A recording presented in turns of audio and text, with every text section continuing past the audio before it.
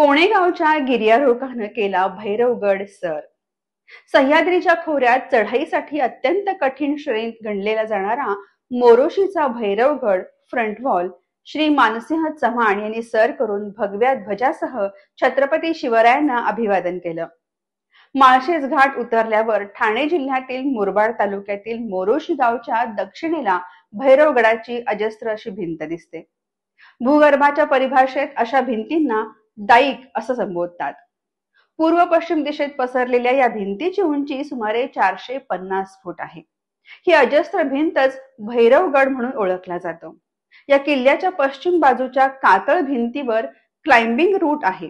हा चढाई मार्ग सर करण्यासाठी सर्व आवश्यक उपकरणांसह टीम शनिवारी मोरोशी गावात दाखल झाली.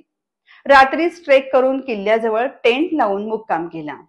पहाटे मानसिंह चव्हाण यांच्या हस्ते पूजन झालं. त्यानंतर कृष्णा मरगळे आणि लोकेश नाईलकर यांनी लीड क्लाइंब करत चढाई सुरू केली.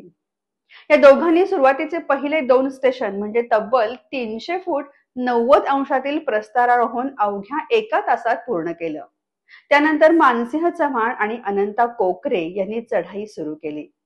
तिसऱ्या स्टेशन नंतर ट्रॅव्हल्स मारल्यानंतर सरळ उभी क्रॅक म्हणजे भेग पार करावी लागते. क्रॅक जवळ बोल्ट लांब असल्यानं लोकेश नाईलकरने फ्रेंड्स चोक नट्स यासारख्या अत्याधुनिक उपकरणांचा योग्य वापर करून हा टप्पा पूर्ण केला.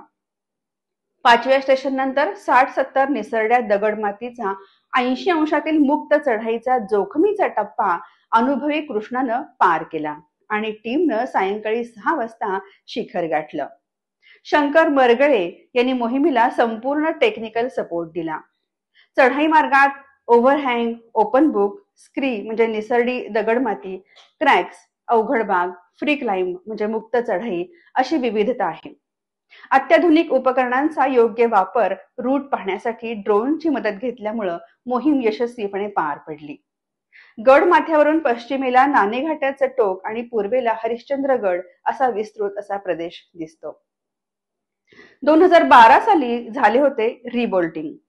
पूर्वी पारंपरिक रिंग बोल्ट वापरून क्लाइम्बिंग केलं जात होतं.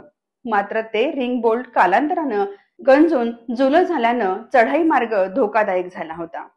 2012 साली सेफ क्लाइम्बिंग इनिशिएटिव्ह या संस्थेनं त्याच चढाई मार्गावर काठिण्य पातळी जपून नवीन गंजरोधक बोल्ट लावले आहेत. त्यामुळं चढाई मार्ग सुरक्षित झाला आहे. आपको कलेक्टर साहिबा के हाथों से इनामी घर मिल रहा है.